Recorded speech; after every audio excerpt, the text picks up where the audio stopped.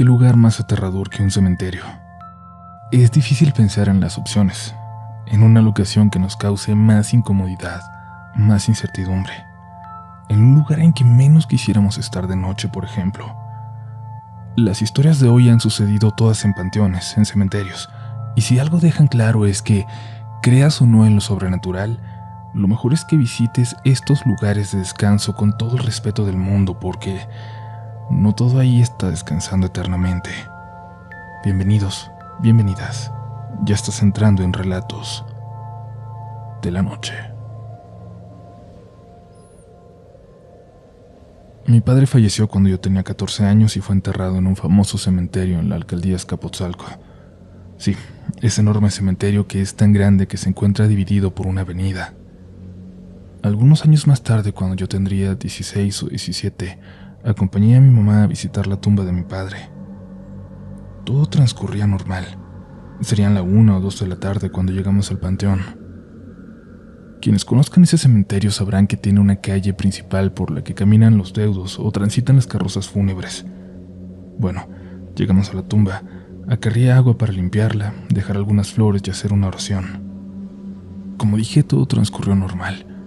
Cuando mi mamá y yo nos disponíamos a irnos, es decir, volver hacia la calle dentro del cementerio, nos habló una mujer, una monja que había salido de la nada. No llegó caminando por esa calle que les comenté. Parecía haber llegado por entre las tumbas. Esa monja no vestía el hábito que llevan en el convento, sino ese vestido sencillo que usan cuando salen a la calle. La recuerdo perfectamente. Usaba vestido azul y blusa blanca. Su tocado también era de color azul oscuro. Aparentaba unos 50 años a lo mucho.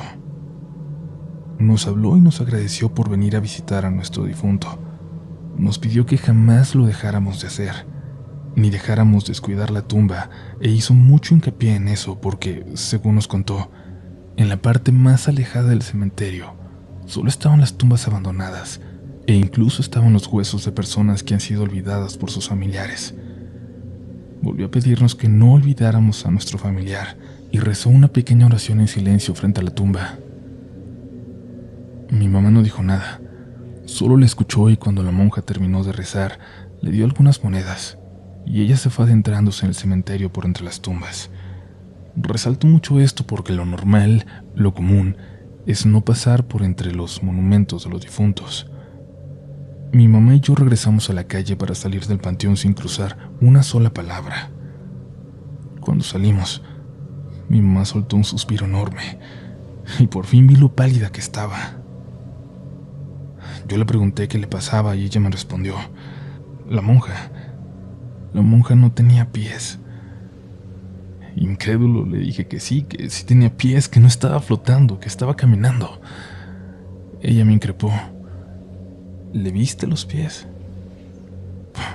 Yo le respondí que no, pero que era obvio que no estaba flotando, pues se veía cómo caminaba, como cualquier persona. Mi madre me dijo que no era verdad. ¿No te fijaste que no caminaba? Y además dime, ¿qué monja vendría caminando por entre las tumbas de los difuntos? Ante eso solo pude responder que eso sí era raro en una religiosa. No tendría que caminar sobre las tumbas. A raíz de eso, y contrario a lo que nos pidió la monja, mi madre no ha vuelto a pisar ese cementerio, y creo que nunca lo hará.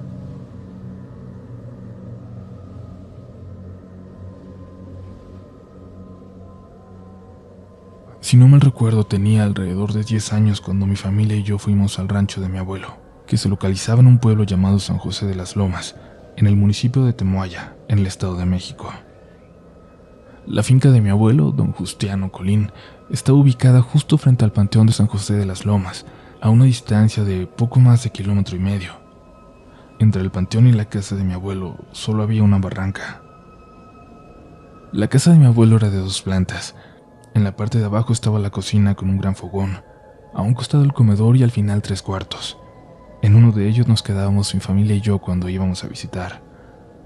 En la parte superior estaba una azotehuela, al lado del granero en el que se ponían a secar las mazorcas de maíz para después molerlas. Esa azotehuela no estaba techada. Estaba encima de la puerta por donde salían las vacas y daba justo al frente del panteón. De niño me gustaba mucho estar ahí arriba, pues me daba la sensación de estar en un castillo, y constantemente me subía a mirar el paisaje, ya que habían unos binoculares que servían justamente para vigilar al ganado. El acceso a dicho lugar solo estaba abierto por la mañana. A las 5 de la mañana se abría la puerta, y se cerraba tan pronto como se metían a los animales, alrededor de las 6 de la tarde. Todas las veces que estaba de visita en casa de mi abuelo tenía la inquietud de subir por la noche para ver el cielo, así que en una ocasión puse atención al lugar en donde mi tía Macaria dejaba las llaves, al lado del fogón, y más tarde esa noche de octubre, después de cenar pan de muerto, de ese que hacen en los pueblos que tiene la forma de un cuerpo con azúcar en color rosa, con un poquito de leche, nos fuimos a dormir. Me quedé esperando hasta la medianoche, hasta que supe que todos estaban dormidos para salirme del cuarto e ir a la cocina, tomar las llaves y subir a la azotehuela. Ya arriba me senté en un bote de lámina y estuve mirando el cielo y a los alrededores por un rato, hasta que me llamaron la atención unas luces amarillas que parpadeaban a lo lejos. Tomé los binoculares. Después de algunos instantes pude enfocar y me percaté que se encontraban dentro del panteón. Ahora que lo analizo, me doy cuenta de que eran un tipo de llamaradas que parecían parpadear, pero que en realidad estaban en movimiento, y debido a ello, el resplandor de estas se ocultaba a la vista momentáneamente por las lápidas de las tumbas. Por la distancia no podía ver con toda nitidez y además de las llamaradas había gente ahí. Lo que sí pude notar es que una de estas llamas se detuvo y se dirigió a la orilla de la barda, como si tratara de alinearse al lugar en donde yo estaba parado. En ese momento uno de los perros comenzó a ladrar y el otro a aullar simultáneamente. En un instante, como si aquel movimiento de la luz a lo lejos los hubiera provocado. Esa noche por primera vez sentí un miedo real. Un miedo espantoso que me hizo bajar sin temor a que me regañaran por estar allá arriba, y me puse a gritarle a todos para que se despertaran, para contarles lo que estaba pasando, lo que acababa de ver. Los primeros en despertar fueron mi tía Macaria y mi abuelo Justiniano. A ellos les conté lo que pasaba y rápidamente nos reunieron en el pasillo de las habitaciones, pidiéndonos que no prendiéramos las luces.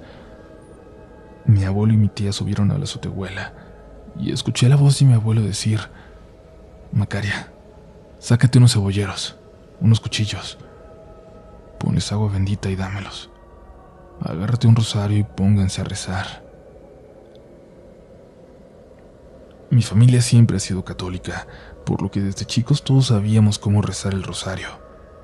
Así que mi tía nos metió a la sala donde había un altar con un Cristo muy grande.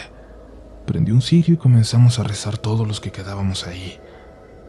Por su parte, mi abuelo salió con mi papá, y recuerdo que comentaron que enterraron los cuchillos con la hoja hacia arriba, uno por cada lado de la casa. Después de eso se metieron y se unieron en el rezo con nosotros. En esa ocasión, mientras rezábamos los 15 misterios del rosario, se percibía un profundo silencio afuera de la casa. Solo escuchamos como un golpe a lo lejos, pero nada más.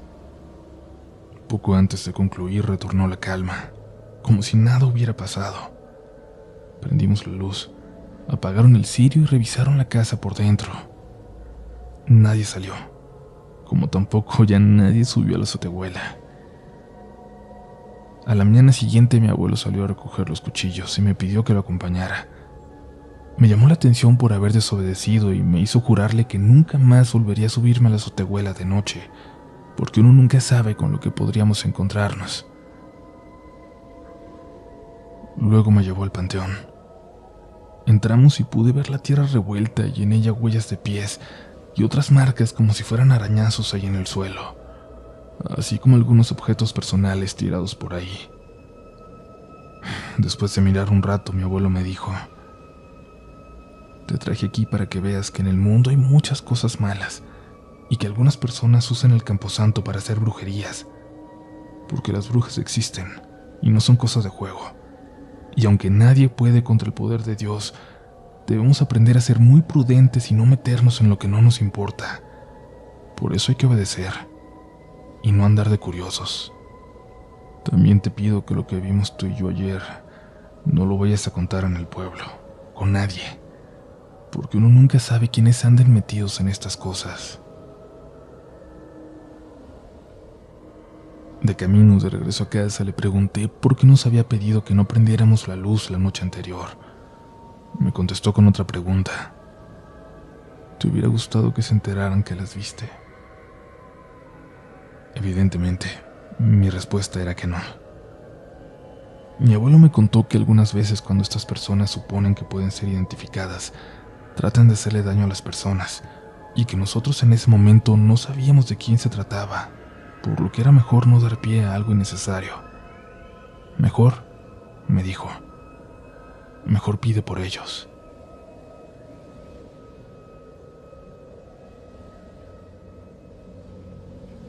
Hola Uriel, soy una fiel fanática de tu programa y te voy a relatar algo que le pasó a mi primito ya hace 13 años, acá en North Carolina, donde vivimos. Aunque le ocurrió a él, yo fui testigo de primera mano de los hechos. En ese entonces él tenía 4 años. Su mamá se embarazó nuevamente, pero lamentablemente la bebé que venía en camino falleció justo antes de nacer, aún en el vientre de su madre. Fue un golpe tremendamente duro para la familia, que ya estaba toda lista para conocer a la nueva integrante, que ya planeábamos una reunión para hacerlo. Pero al final nos reunimos, pero para acompañar a los padres en el sepelio de aquel angelito que estuvo tan cerca de llegar a la tierra. Fue en la sección de niños de aquel cementerio donde nos reunimos todos. Solo había palabras tristes y lamentos. No entendíamos por qué un bebé tan esperado tuvo que irse sin haber llegado a nosotros, por qué su vida terminó antes de empezar. Terminó la ceremonia y cada quien volvió a su casa, pero yo en ese entonces era sumamente cercana a mi tío y su familia, y nos visitábamos constantemente porque vivíamos en el mismo complejo de departamentos. Ellos iban mucho al cementerio a visitar a la bebé, a limpiar su tumba, a llevarle flores. Y en una de esas ocasiones, meses después de su muerte, me invitaron a acompañarles a visitarla. Fue así como vi todo aquel ritual que tenían con ella, cómo limpiaban su tumba, cómo le hablaban. Todo resultó normal, nada salió de lo común, pero por alguna razón tuve la sensación de ser observada en aquel lugar, y no me pareció raro. Algún otro visitante, algún trabajador del lugar sin duda pudo habernos estado viendo a lo lejos, desde algún rincón de aquel panteón. Terminamos la visita. Yo regresé a mi casa, pero luego me enteré de algo que ocurrió con mi primo. Y es que lo descuidamos. Él se puso a jugar y a curiosear en los alrededores. Como se imaginarán, en el área de niños hay muchas tumbas decoradas con globos, flores, juguetes y hasta dulces. Pero nunca imaginamos que, en su inocencia, él iba a tomar uno de aquellos juguetes, un patito de hule, de esos amarillos que flotan cuando los niños se bañan en la tina. Sus papás no notaron que lo llevaba hasta que estaban en casa, pero no le dieron mucha importancia. Era una travesura de un niño nada más. Sin embargo, a partir de este momento, las cosas comenzaron a cambiar. La vida diaria se empezó a volver insoportable para aquel pobre niño. Parecía tener miedo todo el tiempo. Ya no quería ir al baño solo. E incluso llegó a comentarle a su mamá cuando lo bañaba que del otro lado de la bañera había un niño que le hablaba. Pero su mamá, al no poder verlo, lo intentaba convencer de que no había nadie ahí, de que solo era su imaginación. Pero después, todos en casa comenzaron a sufrir de aquella presencia. Comenzaron a escuchar ruidos que venían del baño o la recámara cuando nadie estaba ahí, cuando todos estaban en la sala o en la cocina. El ambiente se hacía cada vez más y más pesado con el paso de los días, hasta el punto en el que el niño ya no podía entrar solo al baño. No podía estar a solas ni un solo momento sin que lo escucharan gritar de terror. Había algo que parecía un niño, que permanentemente lo molestaba. Ya no había forma de no relacionar lo que vivían con aquel juguete que el niño había tomado del panteón, así que decidieron devolverlo. Fueron al cementerio únicamente a eso, a regresarlo. Mi primito los guió y les mostró de dónde lo había tomado. Lo colocaron ahí donde pertenecía y se disculparon por la acción de su pequeño hijo.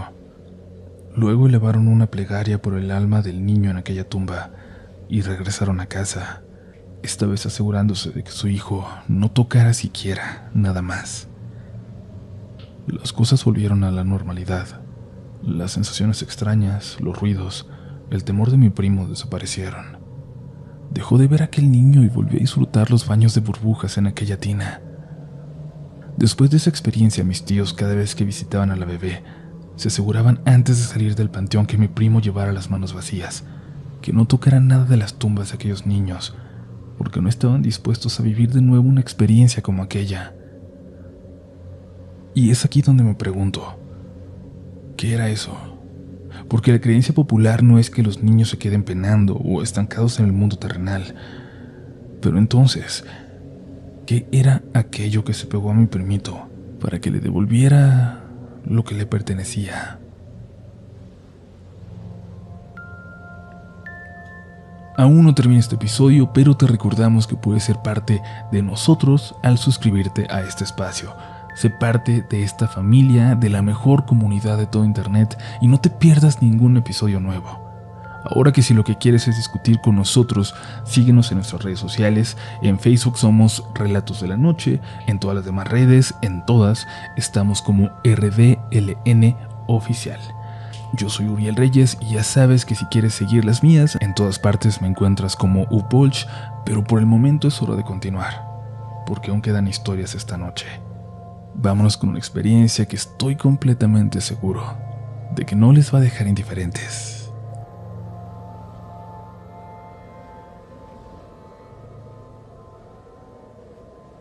Hola Uriel.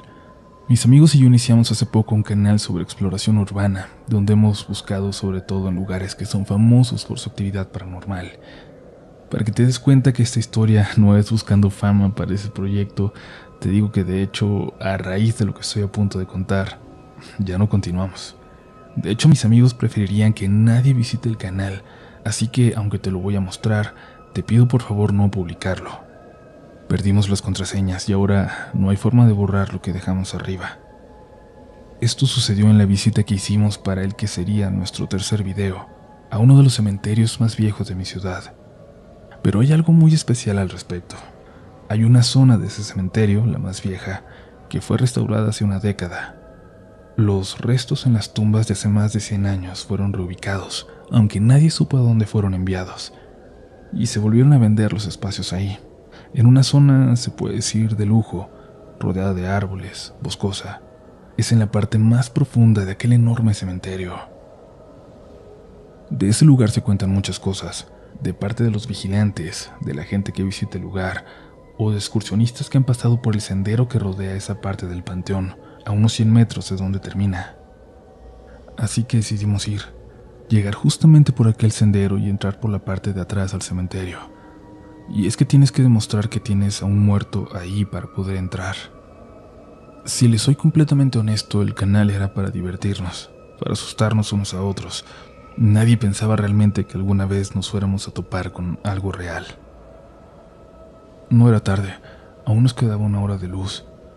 Como en toda esa zona se sentía el frío. La llovizna de la ciudad aquí se convertía solo en una neblina muy pesada. Tomamos algunas fotos para la miniatura y para las redes. El paisaje era perfecto para un video como el que planeábamos. Dejamos a unos 50 metros del cerco las mochilas escondidas entre ramas por si los guardias nos veían y teníamos que correr. Cada quien tomó una cámara. Caminamos hacia el cementerio buscando un lugar por donde pudiéramos entrar, algún árbol que nos permitiera trepar, pero también teníamos que localizar un lugar para salir rápidamente si era necesario. Íbamos bromeando, susurrando, pero bromeando divertidos. Alguien dijo algo que hizo que nos riéramos sin poder controlar el volumen por un momento, pero pasó algo. Cuando todos dejamos de reír, alguien más seguía riendo a nuestro lado. Una mujer. Nos volteamos a ver entre los tres. Volteamos a ver alrededor. Todos estábamos callados, pero la risa continuó unos segundos más.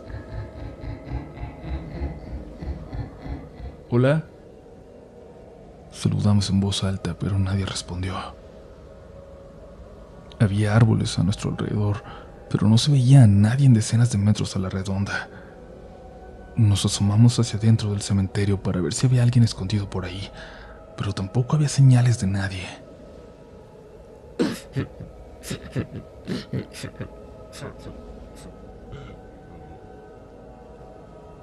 Volvimos a escuchar la risa, ahí, junto a nosotros, pero no había nadie. Sin pensarlo, sin decir nada, todos salimos disparados de regreso hacia donde habíamos dejado las mochilas. Lo peor es que fue como si nos hubiera oscurecido de repente. Obviamente era hora de que ya sucediera, pero en serio, lo sentimos como si la oscuridad nos hubiera rodeado de pronto. Ni siquiera podíamos localizar el montón de ramas debajo del que habíamos dejado las mochilas, aunque habíamos dejado marcas en los árboles. Ya no estaban. Por fin alguien las encontró y salimos corriendo de allí. Fueron 20 minutos caminando hasta el carro de mi amigo que fueron horribles. Yo tenía muchas ganas de llorar. Nadie podía siquiera hablar. Ya nadie se preocupó por prender las cámaras ni nada parecido. Lo único que queríamos era regresar a casa. No volver a pensar en el canal o en buscar algo interesante que capturar en cámara. Al carajo con eso. Llamaré a mis amigos José y Juan. José era el dueño del carro y de 2 cámaras y nos dejó cerca de mi casa a Juan y a mí. Verán, Juan vivía solo. Se estaba sintiendo muy mal en ese momento. Por orgullo jamás me habría pedido quedarse conmigo, pero lo convencí. Y es que se veía horrible. Me estaba preocupando. Yo vivo con mis papás, así que al menos mi mamá podría revisarlo, ver si tenía algo, si se había resfriado o algo así. Cuando llegamos a mi casa, Juan apenas podía mantenerse en pie. Mis papás estaban cenando y se levantaron de inmediato al verlo así. Mi mamá lo ayudó a ir al baño para que se mojara la cara. Mi papá le habló en ese momento a su hermano, médico, que vivía muy cerca de nosotros para que viniera a revisarlo. A mí me enviaron a la cocina a poner agua a hervir y llevarle hielos envueltos en una toalla a mi mamá. Juan estaba ardiendo en fiebre.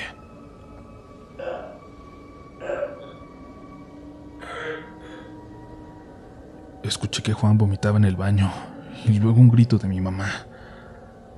Me acerqué corriendo para ver qué pasaba y mi mamá salió del baño asustada y no me dejó entrar.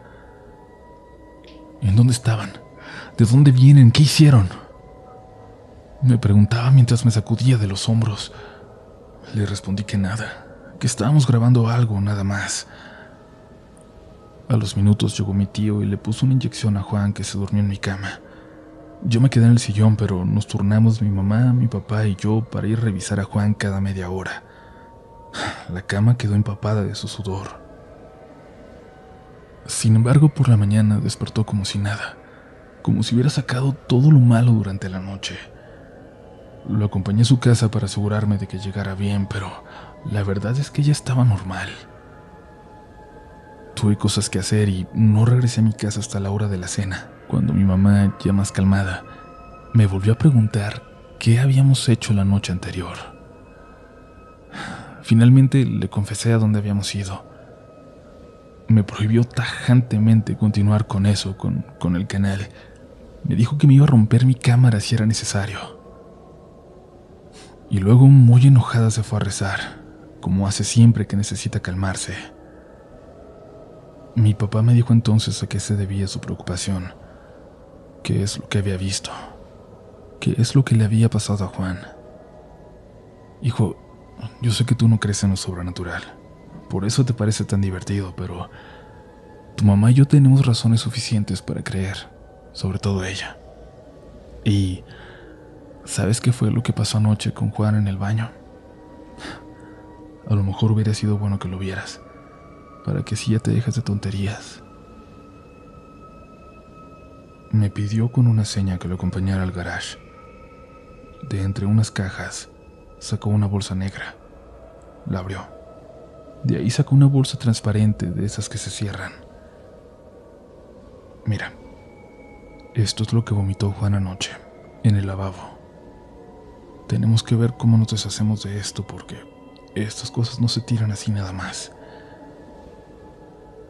dijo, y me mostró la bolsa brevemente. Era cabello. Eran montones de cabello largo, negro, podrido, como si fuera el cabello de un muerto. Aunque mis amigos ya no ven ni escuchan nada que pueda parecer de terror, y estoy completamente seguro de que ya no escuchan relatos de la noche, no quiero decir sus nombres, ni el del canal. Queremos dejar todo eso atrás. Yo te sigo escuchando muy de vez en cuando, pero ya solo de día. Es diferente cuando ya te ha pasado algo extraño, venir y escuchar las historias de los demás. Yo te puedo apostar que la mayoría de la gente que te escucha es porque no ha vivido algo real, porque eso te cambia la vida para siempre. Me gustaría decirle a toda la gente, nada más, que sean muy respetuosos de lo sobrenatural, pero sobre todo de verdad, que lo sean si no creen. Y es que ciertas cosas parecen ensañarse con ustedes, con gente como éramos nosotros antes de vivir esto.